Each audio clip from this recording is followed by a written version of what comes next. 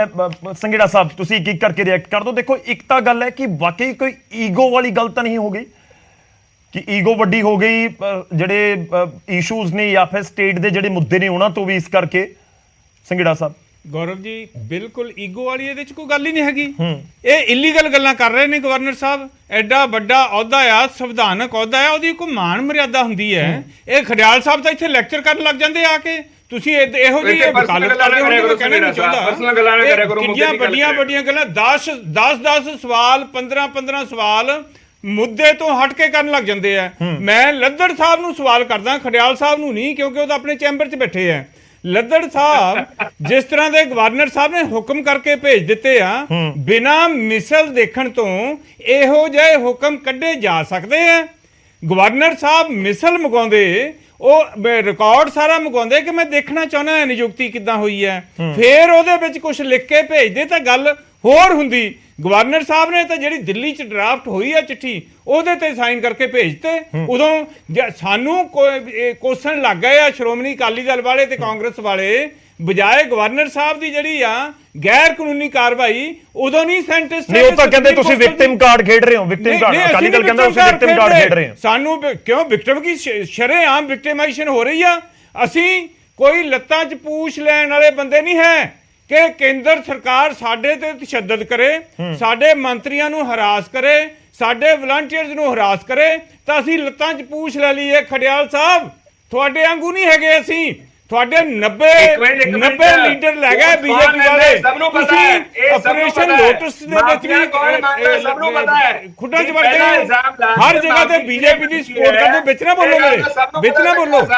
ਉਦੋਂ ਵੀਸੀ ਸਾਹਿਬ ਦੀ ਜੇ ਵਾਂਡਾ ਸਾਹਿਬ ਪਿੱਛੇ ਹਟੇ ਆ ਤਾਂ ਉਹਦੇ ਲਈ ਗਵਰਨਰ ਜ਼ਿੰਮੇਵਾਰ ਕੀ ਕਰਕੇ ਸਰ, ਕੀ ਕਰਕੇ ਲੋਕਾਂ ਤੱਕ ਗੱਲ ਪਹੁੰਚ ਸਕੇ। ਮੈਂ ਖਡਿਆਲ ਸਾਹਿਬ ਥੋੜੇ ਵੇਟ ਕਰੋ, ਮੈਂ ਤੁਹਾਡੇ ਕੋਲ ਨਾਲ ਦੀ ਨਾਲ ਆਉਣਾ। ਮੈਂ ਥੋੜੇ 20 ਸੈਕਿੰਡ ਦੋ ਇੱਕ ਵਾਰੀ।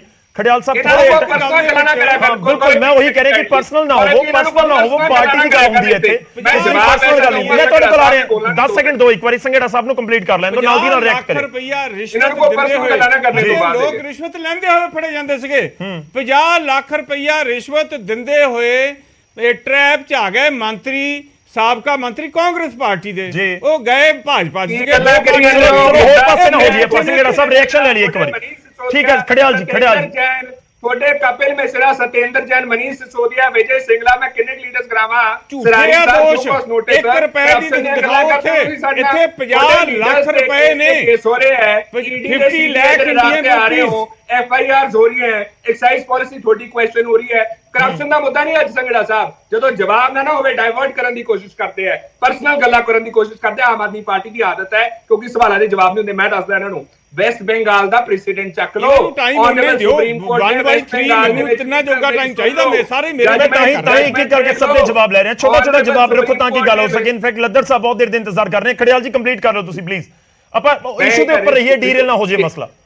मैं बिल्कुल गौरव जी, मेरी दो अपील्स है। देखो, एक तो इतने पर्सनल गल ना होवे, नहीं मैं जवाब ऐसा दूंगा संघेड़ा साहब ने। दूजी गल, स्टेट ऑफ वेस्ट बंगाल दे विच बड़ा क्लियरली सुप्रीम कोर्ट ने एक ऑर्डर दिता है। उत्थे भी एक अपॉइंटमेंट हुई सी वाइस चांसलर दी। पहला हाई कोर्ट ने क्वॉश कीती, ਉਸ ਤੋਂ ਬਾਅਦ ਆਨਰੇਬਲ ਸੁਪਰੀਮ ਕੋਰਟ ਨੇ ਜਿਹੜੀ ਅਪਾਇੰਟਮੈਂਟ ਸੀ ਖਾਰਜ ਕੀਤੀ state of West Bengal versus Anandya Sundar Das ਦੇ ਵਿੱਚ। ਸੋ ਇਹ ਪਹਿਲਾਂ ਲਾਅ ਤਾਂ ਪੜ੍ਹ ਲੈਣ।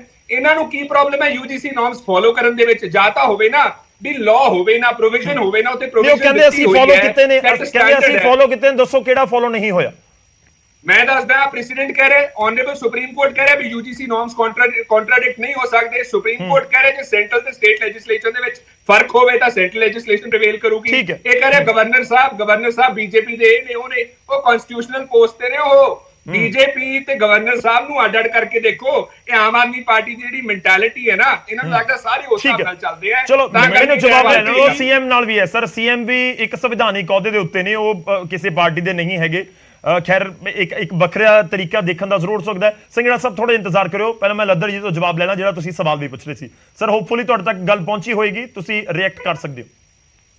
ਗੌਰਵ ਜੀ, ਮੈਂ ਪਹਿਲਾਂ ਤਾਂ ਇੱਕ ਛੋਟਾ 2-3 ਲਾਈਨਾਂ ਦਾ ਸੁਪਰੀਮ ਕੋਰਟ ਦਾ ਰੀਸੈਂਟ ਆਰਡਰ ਪੜ੍ਹ ਕੇ ਸੁਣਾਉਣਾ ਚਾਹਨਾ ਜੀ। It said that state cannot have done away with the clause requiring approval of the West Bengal governor who is the chancellor of the university। ਸੋ ਸਾਰੀਆਂ ਜਿਹੜੀਆਂ ਐਗਰੀਕਲਚਰ ਯੂਨੀਵਰਸਿਟੀਜ਼ ਹੈ ਇਹ ਆਪਣਾ ਸਿਮਿਲਰ ਐਕਟ ਦੇ ਅੰਡਰ ਬਣੀਆਂ ਹੋਈਆਂ ਹੈਗੀਆਂ।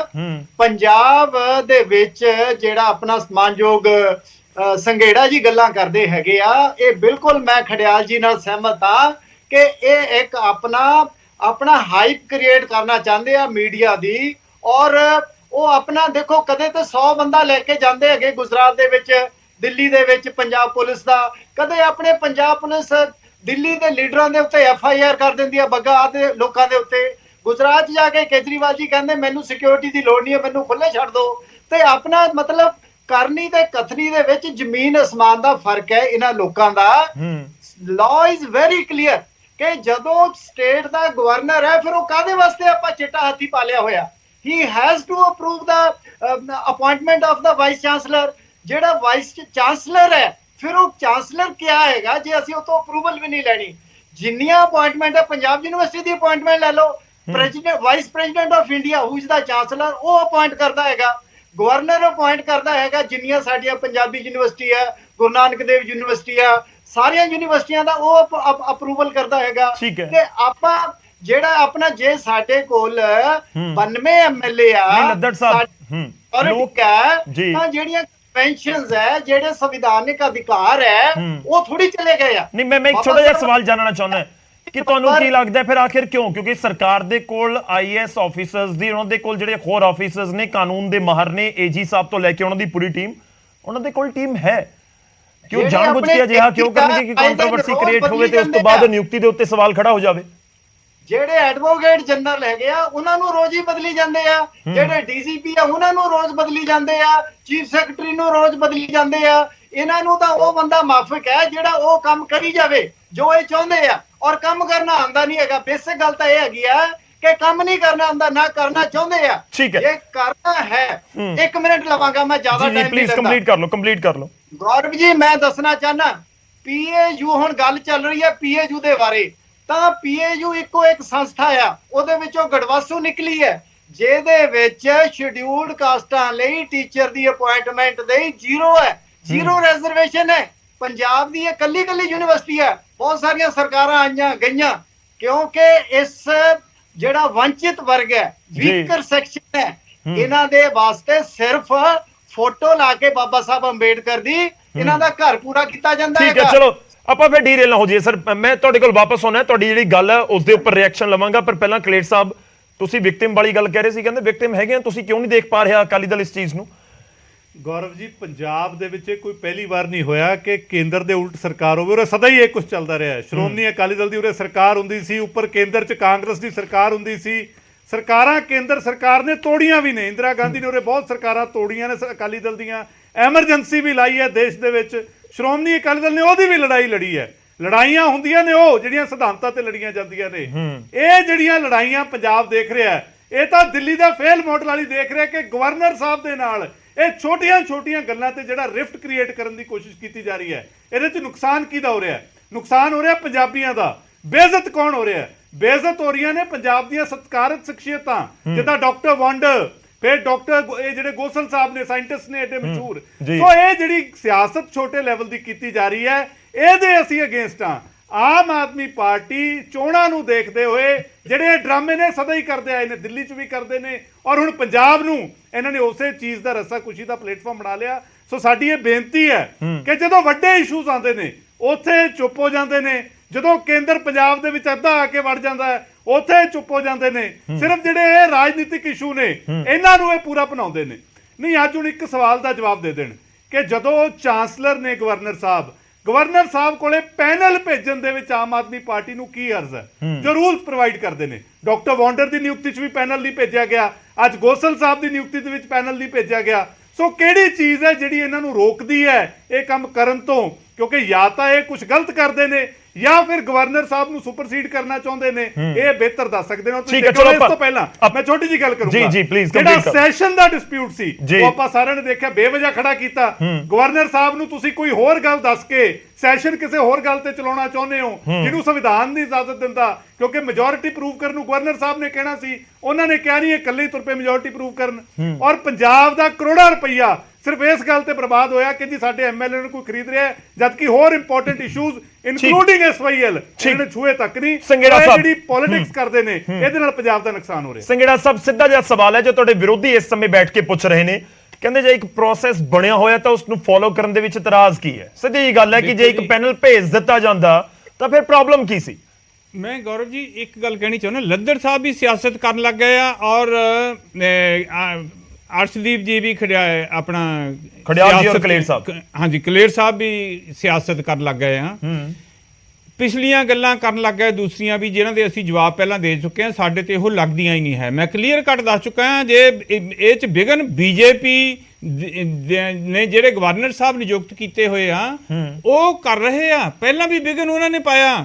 ਦੇਖੋ ਜਿਹੜਾ ਇਹਨਾਂ ਨੇ ਇਹ ਗੱਲ ਸੈਸ਼ਨ ਦੀ ਕੀਤੀ ਆ, ਸੈਸ਼ਨ ਦੀ ਪ੍ਰਵਾਨਗੀ ਕਿਹਨਾਂ ਨੇ ਦਿੱਤੀ? ਗਵਰਨਰ ਸਾਹਿਬ ਨੇ। ਉਹਦੇ 'ਚ ਕੋਈ ਇਲੀਗਲ ਗੱਲ ਨਹੀਂ ਸੀ। ਬਾਅਦ 'ਚ ਬੀਜੇਪੀ ਦਾ ਸੁਨੇਹਾ ਆ ਗਿਆ ਦਿੱਲੀੋਂ ਕਿ ਰੱਦ ਕਰ ਦਿਓ, ਫਿਰ ਉਹ ਰੱਦ ਕਰ ਦਿੱਤਾ। ਸੈਸ਼ਨ ਤਾਂ ਫਿਰ ਵੀ ਹੋਇਆ ਹੀ ਆ, ਕਾਨੂੰਨ ਜਿੱਦਾਂ ਚਾਹੁੰਦੇ ਸੀ ਉਦਾਂ ਅਸੀਂ ਚਿੱਠੀ ਭੇਜਤੀ ਆ। ਸੋ ਇਹ ਉਹਦੇ 'ਚ ਕੋਈ ਇਹ ਵੀ ਨਹੀਂ ਲਿਖਿਆ ਕਿਤੇ ਕਿ ਇਸ ਤਰ੍ਹਾਂ ਤੁਸੀਂ ਨਹੀਂ ਵੋਟਿੰਗ ਕਰਵਾ ਸਕਦੇ।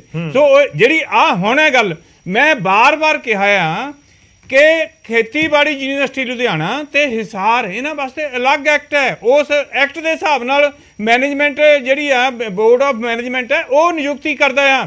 ਜਾਂ ਮੈਨੂੰ ਦੱਸਣ ਪਹਿਲੇ ਵਾਈਸ ਚਾਂਸਲਰ ਦੀ ਕਿੱਦਾਂ ਨਿਯੁਕਤੀ ਹੋਈ ਆ। ਨਾਲੇ ਮੇਰਾ ਸਵਾਲ ਹੈ, ਮੈਨੂੰ ਦੱਸਣ ਚੰਡੀਗੜ੍ਹ ਯੂਨੀਵਰਸਿਟੀ ਦੀ ਕਿੱਦਾਂ ਨਿਯੁਕਤੀ ਹੋਈ ਆ, ਜਿਹੜੀਆਂ ਪ੍ਰਾਈਵੇਟ ਯੂਨੀਵਰਸਿਟੀਜ਼ ਆ ਉਹਨਾਂ ਦੀ ਕਿੱਦਾਂ ਨਿਯੁਕਤੀ ਹੁੰਦੀ ਹੈ। ਉੱਥੇ ਗਵਰਨਰ ਸਾਹਿਬ ਤੱਕ ਜਾਂਦੀ ਆ ਫਾਈਲ।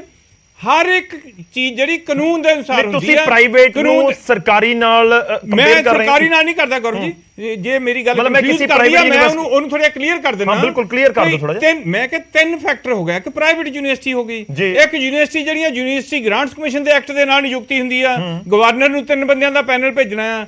ਤੀਸਰਾ ਕੈਟਾਗਰੀ ਹੋ ਗਈ ਜਿਹੜੀ ਐਗਰੀਕਲਚਰ ਯੂਨੀਵਰਸਿਟੀ ਦੇ ਐਕਟ 1970 ਵਾਲਾ, ਉਹਦੇ ਅਨੁਸਾਰ ਨਿਯੁਕਤੀ। ਇਹ ਨਿਯੁਕਤੀਆਂ ਉਸ ਐਕਟ ਦੇ ਅਨੁਸਾਰ ਨਿਯੁਕਤੀਆਂ ਹੋਈਆਂ, ਇਹ ਉਹਨੂੰ ਦੂਸਰੇ ਨਾਲ ਕਨਫਿਊਜ਼ ਠੀਕ ਹੈ। ਮੈਂ ਹੋਰ ਕਲੀਅਰ ਤੁਹਾਨੂੰ ਸਵਾਲ ਪੁੱਛਦਾ। ਤੁਸੀਂ ਕਹਿ ਰਹੇ ਹੋ ਕਿ ਸੰਵਿਧਾਨ ਦੇ ਮੁਤਾਬਿਕ, ਕਾਨੂੰਨ ਦੇ ਮੁਤਾਬਿਕ ਕੋਈ ਪੈਨਲ ਭੇਜਣ ਦੀ ਜ਼ਰੂਰਤ ਨਹੀਂ ਹੈ ਐਗਰੀਕਲਚਰ ਯੂਨੀਵਰਸਿਟੀ ਦੇ ਲਈ, ਕਲੀਅਰ ਇਹੀ ਕਹਿ ਰਹੇ ਹੋ ਤੁਸੀਂ? ਬਿਲਕੁਲ ਬਿਲਕੁਲ ਇਹੀ ਹੈ। ਮੈਂ ਇਹੀ ਕਹਿ ਰਿਹਾ ਕਿਸੇ ਕਾਨੂੰਨ ਦੀ ਉਲੰਘਣਾ ਨਹੀਂ ਹੋਈ। ਇਹ ਲੱਦੜ ਸਾਹਿਬ ਕਿਉਂ ਨਹੀਂ ਜਵਾਬ ਦਿੰਦੇ ਕਿ ਗਵਰਨਰ ਸਾਹਿਬ ਨੇ ਬਿਨਾ ਮਿਸਲ ਦੇਖਣ ਤੋਂ, ਬਿਨਾ ਕਾਗਜ਼, ਠੀਕ ਹੈ ਜਵਾਬ ਲੈਣ ਤੋਂ ਖੜਿਆਲ ਸਾਹਿਬ ਵੀ ਇੰਤਜ਼ਾਰ ਕਰ ਰਹੇ ਨੇ। ਲੱਦੜ ਸਾਹਿਬ ਰਿਐਕਟ ਕਰ ਦਿਓ। ਚਿੱਠੀ ਉਹ ਦਿੱਲੀ ਤੁਸੀਂ ਕਿਹੜੇ ਕਾਨੂੰਨ ਦਾ ਹਵਾਲਾ ਦੇ ਰਹੇ ਹੋ? ਹੈੱਡਕੁਆਰਟਰ 'ਚ ਡਰਾਫਟ ਤੁਸੀਂ ਲੱਦੜ ਸਾਹਿਬ ਕਿਹੜੇ ਕਾਨੂੰਨ ਦਾ ਹਵਾਲਾ ਦੇ ਰਹੇ ਹੋ? ਦੇਖੋ ਆਮ ਆਦਮੀ ਪਾਰਟੀ ਵਾਲੇ ਕਹਿ ਰਹੇ ਕਿ 3 ਕੈਟਾਗਰੀਜ਼ ਨੇ ਔਰ ਇਹ ਉਹ ਕੈਟਾਗਰੀ ਹੈ ਜਿਸ ਦੇ ਵਿੱਚ ਕੋਈ UGC ਵਾਲਾ ਕੋਈ ਪੈਨਲ ਨਹੀਂ ਭੇਜਣਾ ਹੁੰਦਾ, ਡਾਇਰੈਕਟਲੀ ਅਪਾਇੰਟਮੈਂਟ ਹੁੰਦੀ ਹੈ VC ਦੀ। ਆਪਣਾ ਗੌਰਵ ਜੀ ਮੈਂ ਤੁਹਾਨੂੰ ਇਹ ਕਹਿਣਾ ਚਾਹਨਾ ਹੈਗਾ ਆ ਕਿ ਆਪਣਾ ਸੰਘੇੜਾ ਜੀ ਕਨਫਿਊਜ਼ ਕਰ ਰਹੇ ਆ, ਵਿੱਚੇ ਪ੍ਰਾਈਵੇਟ ਯੂਨੀਵਰਸਿਟੀਆਂ ਲੈ ਆਂਦੇ ਆ, ਵਿੱਚੇ ਦੂਜੀਆਂ। ਅਸੀਂ ਗੱਲ PAU ਦੀ ਕਰ ਰਹੇ ਆ। PAU ਦੀ ਯੂਨੀਵਰਸਿਟੀ ਦਾ ਜਿਹੜਾ 1970 ਦਾ ਐਕਟ ਹੈ ਉਹ ਪਾਰਲੀਮੈਂਟ ਨੇ ਇਨੈਕਟ ਕੀਤਾ ਹੋਇਆ ਐਕਟ ਹੈ ਤੇ UGC ਦੇ ਨਾਰਮਸ ਉੱਤੇ ਲਾਗੂ ਹੁੰਦੇ ਆ। ਔਰ ਚਾਂਸਲਰ ਜੋ ਹੈਗੇ ਆ ਉਹ ਵਿਦਨ ਹਿਸ ਪਾਵਰਸ ਹੈ ਕਿ ਉਹਨਾਂ ਨੂੰ ਅਪਾਇੰਟਮੈਂਟ ਨੂੰ ਉਹ ਆਪਣਾ ਦੇਖਣ, ਐਗਜ਼ਾਮਨ ਕਰਨ। ਪੈਨਲ ਉਹਨਾਂ ਨੂੰ ਜਾਣਾ ਚਾਹੀਦਾ ਸੀਗਾ। ਜੇ ਅੱਜ ਤੱਕ ਨਹੀਂ ਗਿਆ ਤਾਂ ਇਹਦੇ ਵਿੱਚ ਗਵਰਨਰ ਸਾਹਿਬ ਦਾ ਕੋਈ ਕਸੂਰ ਨਹੀਂ ਹੈਗਾ। ਉਹ ਬਿਲਕੁਲ ਆਪਣਾ, ਚਾਹੇ ਉਹ ਨਿਯੁਕਤੀ ਆਪਣੀ ਹੈਲਥ ਯੂਨੀਵਰਸਿਟੀ ਦੀ ਹੋਵੇ ਚਾਹੇ PAU ਦੀ ਹੋਵੇ, as long as governor is the chancellor, he has every right to look into the appointment। ਉਹਨਾਂ ਨੂੰ ਪੈਨਲ ਭੇਜਣ